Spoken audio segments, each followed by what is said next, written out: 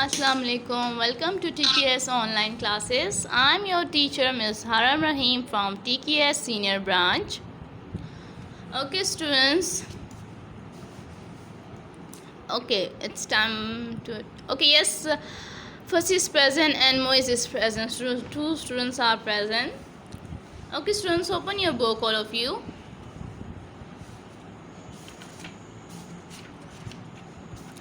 Yes, which one page? Take out your page number 27.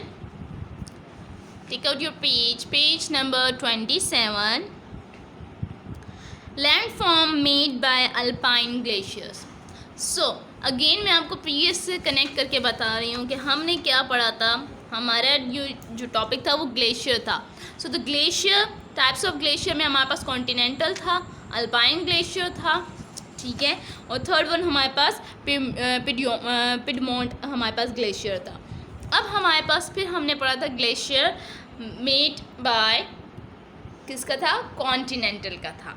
अब हमारे पास second type कौन सी थी, अल्पाइन की थी. तो आज हम पढ़ेंगे land forms made by alpine glacier. ये टॉपिक कंटिन्यू है, उसी की जो टाइप्स हैं और उन टाइप्स को फर्दर आगे जो रीजंस हैं जिसकी वजह से लैंड फॉर्म्स क्रिएट हो रहे हैं ये हमारे पास है. So land forms made by alpine glacier. Today's topic is number 1 is, पहला हमारे पास है सर्क. इसको हम सर्क पढ़ते हैं. समवेयर सर्क्यू भी इसका प्रोनाउंसिएशन है, but it's better it's cirque. Cirque, it is an important armchair-like structure formed at the end of the glacier from where it originates. Cirque is an open from the bottom, while its basin or hollow look like the base of the chair, and its head wall resemble the back of the chair. Can you see this picture? It's Cirque picture. ये हमारे पास landform कौन सा है, सर्क. हमने normally कौन कौन सा landform, mountains, hills, valleys, reverse और ये सब कुछ हमने पढ़ा है, आइलैंड्स वगैरह. पर इस चैप्टर में हम डिफरेंट लैंड फॉर्म्स के बारे में स्टडी कर रहे हैं जो कि शायद हमने नाम कभी आपने सुने भी ना हो, और वो कैसे क्रिएट होते हैं वो उसकी रीज़न भी साथ साथ आपको बता रहे हैं.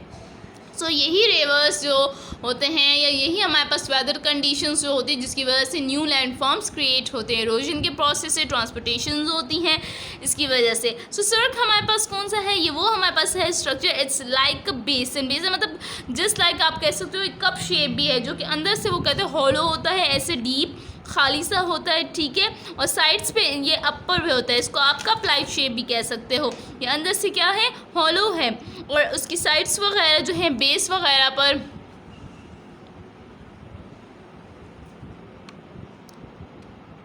Okay students, switch on your videos. Yes, Hadika is also present, Malik Hussain is present, Meher is present, Moise is present. Okay bachi, all of you switch on your videos. I want to see your books. Book should be in your hands. Yes, good Hadika. Yes, Moise, very good.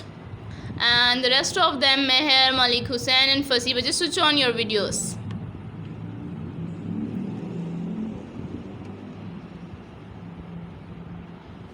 Okay, so it's just like arm chair. Arm chair किस तरह हमारी होती है, जो आप लोग basically जो chair होती है और उसकी साइड पर होल्ड करने के लिए जो जगह होती है जहाँ आप बुक्स वगैरह रख सकते हो. It's showing like that. It's like a arm chair, और you can also say it's like a ball, sorry ball, ठीक है. बाउल जो होता है हमारे पास उसकी शेप का है. ये कप लाइक स्ट्रक्चर भी है जो कि अंदर से हॉलो होता है. उसको, उस लैंडफॉर्म को हम क्या कहते हैं, सर्क कहते हैं.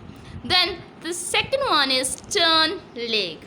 टर्न लेक हमारे पास कौन से होते हैं, ये स्मॉल माउंटेन लेक्स होते हैं, जो छोटे छोटे लेक्स होते हैं. Can you see in this picture, it's a lake. और ये लेक जो है हमारे पास इस तरह को हम कहते हैं जो कि स्मॉल लेक है, छोटी सी झील होती है. इट्स का टर्न कहते हैं इसको. Sometime the basin of the cirque is filled with water resulting into the formation of lake known as tarn lake. अब यही जो कप लाइक शेप मैंने आपको बताया, ये बाउल लाइक शेप जो होती है इसमें डेप्थ होती है, अंदर से गहरी होती है, ये हम सर्क कहते हैं. लेकिन जब इसी सर्क में समटाइम्स वो कहते हैं पानी फिल्ड हो जाता है, वाटर फिल्ड हो जाता है, तो ये हमारे पास टर्न लेक बन जाता है, ठीक है. इसको हम टर्न लेक कह सकते हैं. ये आप पिक्चर देख सकते हो, ये जूम पिक्चर आपको बताई है और ये थोड़ी सी आपको थोड़ी सी दूर से बताई हुई है। तो ये हमारे पास जो ये भी लोकेशन आपको जो बताई हुई है, ये सर्क हमारे पास लैंडफॉर्म है। बट इसमें अगर इस बेसन में हमारे पास मतलब इस डेप्थ में, इस खाई में अगर हमारे पास वाटर फिल हो जाता है तो वो टर्न लेक हो जाता है। और इफ़ दे आर ड्राई, अगर ये ड्राई होता है then we call it cirque landform, और अगर ये फिल है then it is called tarn lake.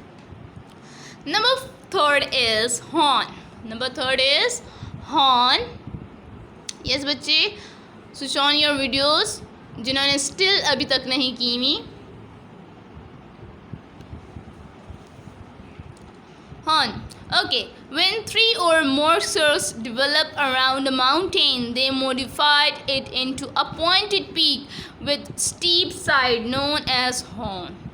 The most spectacular example is the Matterhorn of Switzerland. ठीक है, हमारे पास अब हॉर्न वो क्या है, ये सिंपली दे आर जो वो कहते हैं 3 से ज़्यादा सर्क्स जो हैं हमारे पास। अब सर्क हमारे पास क्या था, it's like armchair, resembles like head walls होती हैं, डेप्थ होती है जिसमें या हम कह सकते हैं बॉल की तरह होती है।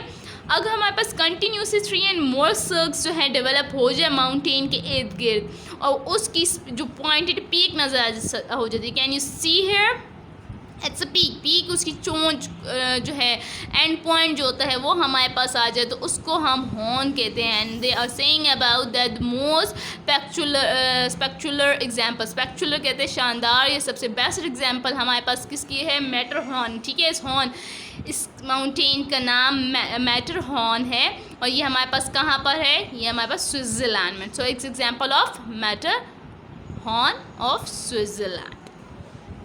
Okay, students, they are sitting very quietly. Anyone who want to ask any question or there is still any confusion, otherwise at the end of the lesson I will ask the question. आप लोगों को समझ आ रही है previous से अब तक जितना हमने स्टडी किया है, जो एक टॉपिक दूसरे से इंटरकनेक्टेड है, आपको इस बात की समझ आ रही है जो मैं पीछे से कनेक्ट करके बताती हूँ कि इसी की टाइप की आगे एक्सप्लेनेशन है और उसकी आगे फर्दर काइंड्स है। एनीवन? ओके, स्विच ये सदीका, स्विच ऑन योर माइक। ठीक है, अनम्यूट करें अपने माइक को और मुझे बताएं कि आपको प्रीवियस से सारा समझ आ रहा है, जो एक टॉपिक दूसरे के साथ कनेक्टेड है, इसमें कोई कन्फ्यूजन है या नहीं। ये सदीका, अनम्यूट योर माइक, अपना माइक ऑन करें। ये सदीका, can you here?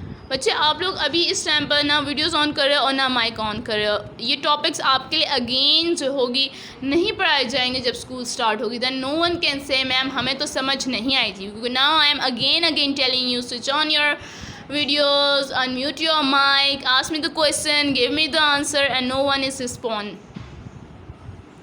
Fine, okay, move towards the next page, page number 28. The fourth one is arid. It adds the glacier into two adjacent near valley, eroded the dividing mountains from the both the sides. ठीक है, arid हमारे पास क्या है, वो कहते हैं ये वो ग्लेशियर है, ग्लेशियर की बात कर रहे हैं, वो ग्लेशियर है जहाँ पर टू एडजेसेंट कहते हैं दो चीज़ें जिनके एंडिंग पॉइंट जो है जब एक जगह पर ज्वाइन हो जाएं। ठीक है, नियरेस्ट पॉइंट जैसे ये ऐसे मिल गया तो ये एडजेसेंट पॉइंट है। ओके, आवाज़ नहीं आ रही बच्चे, बिल्कुल नहीं आ रही या ब्रेक डाउन होकर आ रही है Hadiqa? Yes Hadiqa, there is a voice issue, तो ये आपको आवाज़ जो है ओके कट के आ रही है बच्चे, इट्स नेट इशू। ठीक है हदीका, आप ऐसा करो, आप अपना नेट चेक करो। ठीक है, आपको अपना नेट वहाँ चेक करो, मे बी वहाँ पर कोई इशू हो। Fine, okay, so the glacier into adjacent valley. ठीक है, कोई से भी दो वैली जब वो एक जगह पर ज्वाइन कर रहे हैं, उनकी एंडिंग पी एक दूसरे के साथ हो रही है। This is because of what, ये किसके कि वहाँ पर एरोड हो रही है, वहाँ पर एरोजन यानी ब्रेक डाउन ऑफ रॉक्स हो रहे हैं और न्यू क्रिएट हो रहे हैं, जिसकी वजह से माउंटेन्स जो हैं वो क्या हो रहे हैं, वो आपस में एडजेसेंट यानी कि मिल रहे हैं। और इसकी वजह से क्या है, हमारे पास बोथ साइड जब ज्वाइन हो जाती हैं और उसका एक स्टीप सा बन जाता है, शार्प एज यानी कि बहुत नुकीला या कोने वाला एज कोना मिल जाता है, तो उसको हम क्या कहते हैं, उस ग्लेशियर को हम एरिड कहते हैं। इसको एरेट भी पढ़ सकते हैं, असम वेयर इसकी प्रोनाउंसिएशन एरेटी भी है, ठीक है, एरेट भी है और एरेटी भी है। Now the fifth one is about the moraines. Moraines, यहाँ पर आपकी जो स्पेलिंग मोरेन्स की लिखी हुई है MORAINS लिखी हुई है, कहीं पर स्पेलिंग जो है MORAIN के बाद E जो है राइट हुआ हुआ है, लेकिन हमारे बुक पर E नहीं है, यहाँ मोरेन्स जो है NS है। The material deposited by the glacier is called moraine, ठीक है, जो मटेरियल जो है ग्लेशियर में डिपॉजिट हो रहा है, जमा हो रहा है, उसको हम मोरेन कहते हैं। This material range from the silt and clay to the pebbles and boulders. ये सब कौन से मटेरियल्स होते हैं, इसमें हर चीज़ आ रही है हमारे पास, छोटे से छोटे रेत के ज़रात, मिट्टी, छोटे पेबल्स, बड़े जो है पत्थर, हर चीज़ जितने भी ये होते हैं, जब एक जगह पर डिपॉजिट होते जा रहे हैं तो वो हमारे पास ग्लेशियर, न्यू ग्लेशियर जो क्रिएट होता है, हम उसको ग्लेशियर मोरेन कहते हैं। Glacier deposit its materials at different places such as the base, side or end.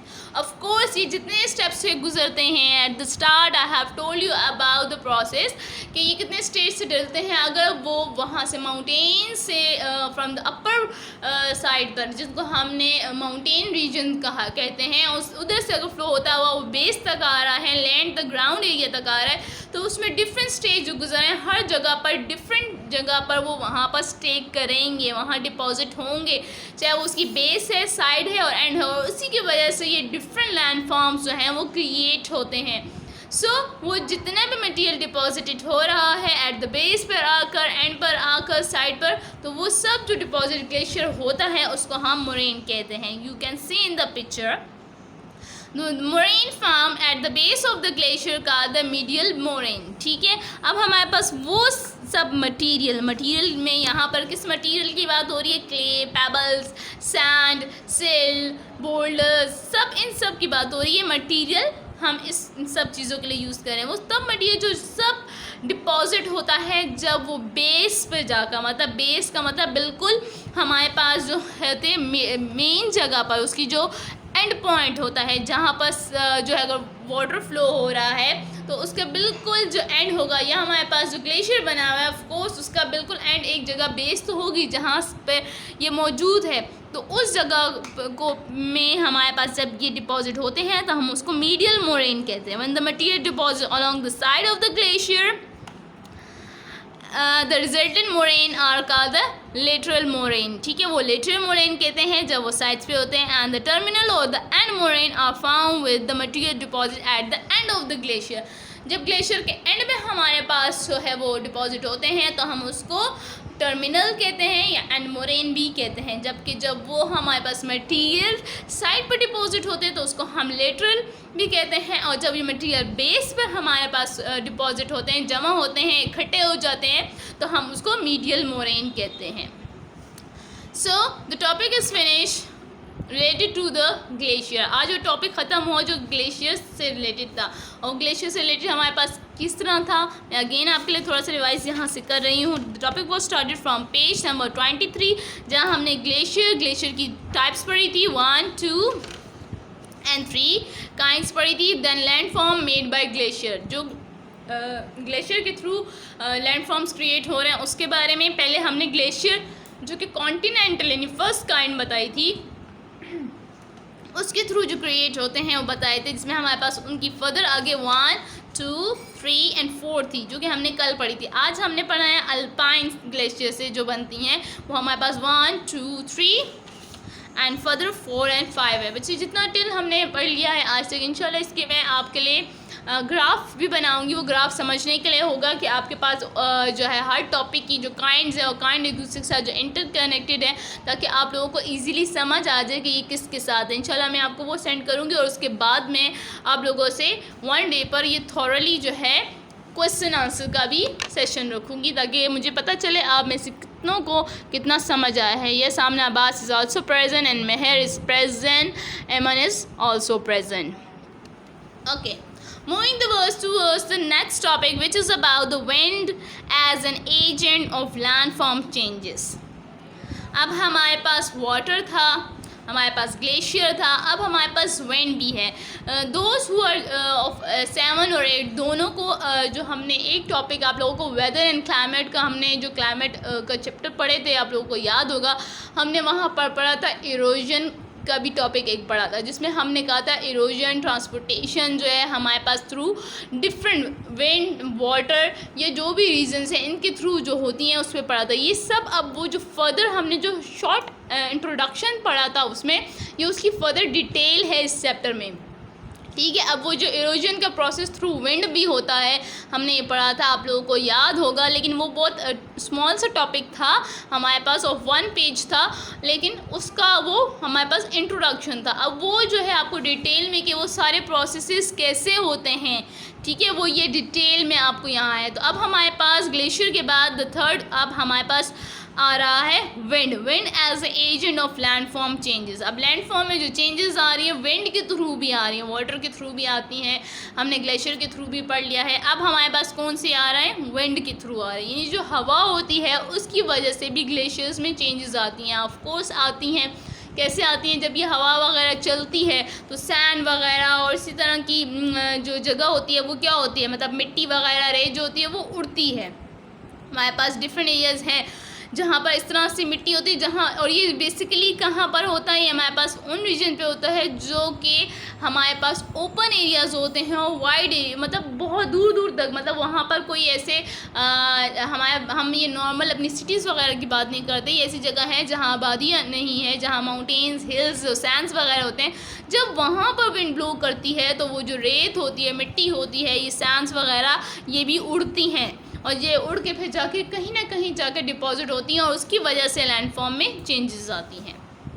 So the landform the horizontal movement of air over the earth surface is called wind. अब हमारे पास जो air की movement है, हम air वो कहते हैं, हमारे पास विंड हम किसको कहते हैं, जो अर्थ सरफेस पर एयर की मूवमेंट हमारे पास जो हॉरिजॉन्टली, ठीक है, ऐसे मूव कर रही है होती है, हम उसको क्या कहते हैं, wind. Wind also a strong agent of landform. Wind is also वो भी जो है हमारे पास स्ट्रॉन्ग एजेंट है। ऑफकोर्स विंड्स के थ्रू भी हमारे पास लैंडफॉर्म में चेंजेस आ रही हैं और कैसे आ रही है वो फर्दर हम आगे अभी पढ़ेंगे। Like other agent will also perform erosion, deposition and transportation. उसी तरह अदर एजेंट्स जो हमने पढ़े, जिनमें हमने वाटर ग्लेशियर्स वगैरह पढ़े हैं, वो कह रहे उनकी तरह विंड भी हमारे पास उन डिपॉजिट, वो भी हमारे पास क्या है, इरोजन का प्रोसेस होता है, डिपोजिशन और ट्रांसपोर्टेशन। मैं आपको पीछे बता चुकी हूँ इरोजन क्या होता है, ब्रेक डाउन ऑफ रॉक्स को हम इरोजन का प्रोसेस करते हैं। डिपोजिशन जो कि दोबारा जो है डिपॉजिट हो जाता है, यानी कि वो टूटते हैं, इकट्ठे होते हैं और एक नई जगह बना लेते हैं। Transportation movement from one place to another.